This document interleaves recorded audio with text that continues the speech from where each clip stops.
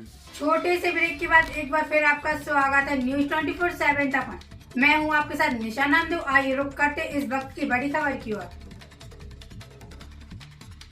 केंद्रीय मंत्री धर्मेंद्र प्रधान की गरिमामय उपस्थिति में मुख्यमंत्री डॉक्टर मोहन यादव ने उज्जैन में प्रौद्योगिकी एवं उद्यमिता अनुभावनात्मक विद्यार्जन केंद्र का उद्घाटन किया। इस दौरान मुख्यमंत्री ने केंद्र का अवलोकन कर विभिन्न गतिविधियों की जानकारी भी प्राप्त की। सीएम ने कहा कि नवाचार और प्रौद्योगिकी एवं उद्यमिता अनुभावनात्मक विद्यार्जन केंद्र का उज्जैन में शुभारंभ खगोल विज्ञान की दृष्टि से एक बड़ा कदम है।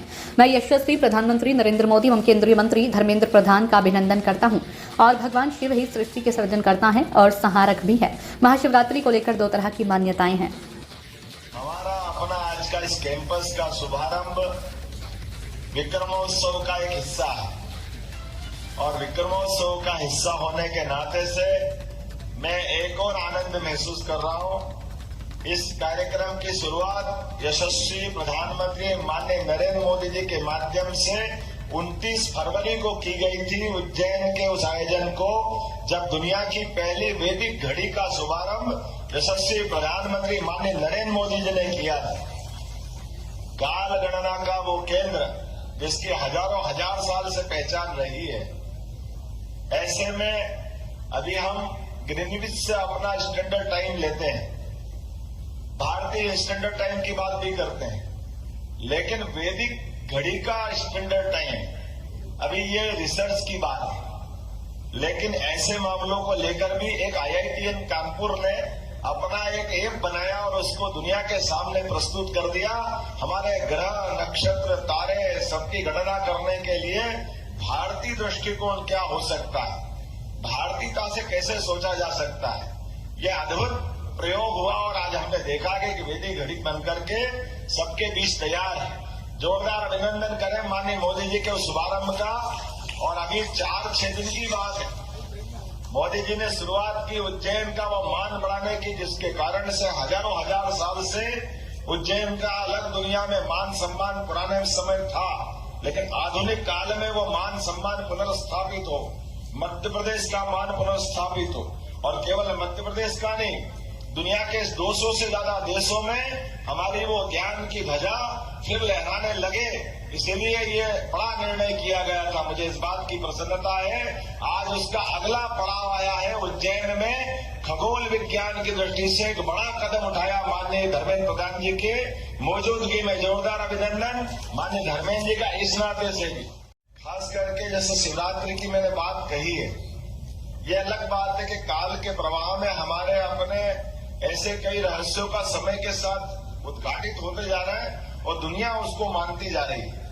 हमारी संस्कृति में ऐसा माना जाता है कि सदैव नित्य नूतन नवीन जो होता है उसमें सबका हमारा अपना मन और अपनी संस्कृति उसको पुष्पित पल्लवित करती है, उसको प्रोत्साहन देती है। और काल के प्रवाह में हम तो इतना आगे सोचने वाले हैं, जिनको मानना हो माने, जिनको न मानना न माने।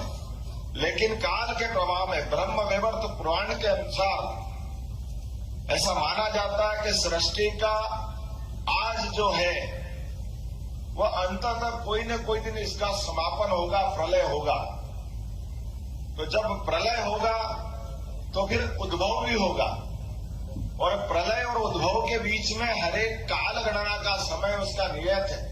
वो समय कभी कम ज्यादा नहीं हो सकता। ऐसे में समय के साथ जब प्रलय होगा और प्रलय में ये सब कुछ नष्ट होगा, जब नष्ट होगा तो फिर उद्भव होगा।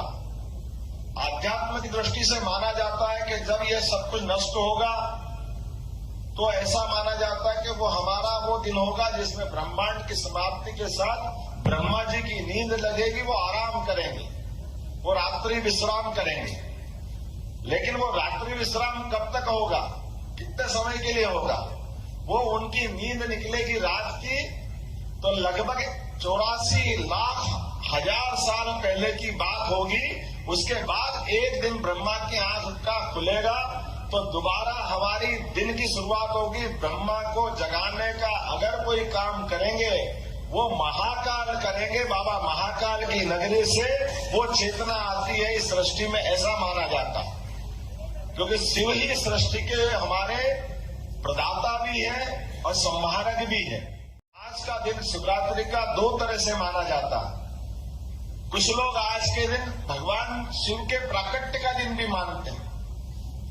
दुनिया में निराकार इस सृष्टि जगत में एक अद्वितीय चेतना कोई चराचर अजर अमर एक चेतना है, जिस चेतना से संपूर्ण सृष्टि का संचालन होता है। और उस संचालन करने वाली ताकत को ढूंढने के लिए आधुनिक विज्ञान अपने ढंग से लगता है। वो आज कुछ पाता है, कल वो लगता है कि बस यही हो गया, उससे आगे भी फिर कुछ और मिलता है। फिर वो लगता है कि यही सब हो गया, उससे आगे भी कुछ होता है। जैसे गैलीलियो ने कहा कि परिक्रमा कौन लगाता, सूर्य या पृथ्वी। उसके बाद के भी न्यूटन से लेकर के सभी के अलग अलग सिद्धांत, अलग अलग तरह के बात करने वाले लोग आए। अब न्यूटन का थर्ड लॉ हमको सबको मालूम है, क्रिया की बराबर लेकिन विपरीत प्रतिक्रिया होती है। कोई उसको स्थयी मान ले, लेकिन न्यूटन का थर्ड लॉ भी अब प्रश्न चिन्ह के घेरे में आ गया है। वो भी पर्याप्त नहीं है, उससे आगे भी कुछ हो रहा है। ब्लैक होल में क्या होता होगा, दुनिया अभी कहां तक जाएगी कुछ कह नहीं सकते। जो आज हो रहा है वो कल कुछ होगा, कल होगा, परसों कुछ होगा। इसलिए हमारी संस्कृति तो इतनी जीवंत है कि हमने अपने यहाँ तो छोड़ो, अपने देवी देवताओं का भी हमने केवल जयंती मनाने का निर्णय किया है। शरीर का निर्माण तो सबका होता, शरीर सबके छूटते हैं, हम केवल जन्म जयंती मना करके आनंद मनाते। भगवान राम हो, भगवान कृष्ण हो, सबकी जन्माष्टमी मना के आनंद लेते हैं। हमारे जीवन में अपने घर के अंदर तो जो शरीर छोड़ दे उसका चित्र भी उस अवस्था का रखना निषिद्ध माना गया है, भले वो कितना आदमी क्यों न हो।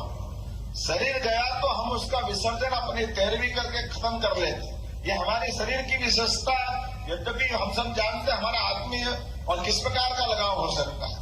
काल के प्रवाह में जो हम कहते हैं वो हमारी शिक्षा में भी आना चाहिए और ये निरंतर खोज का विषय होना चाहिए।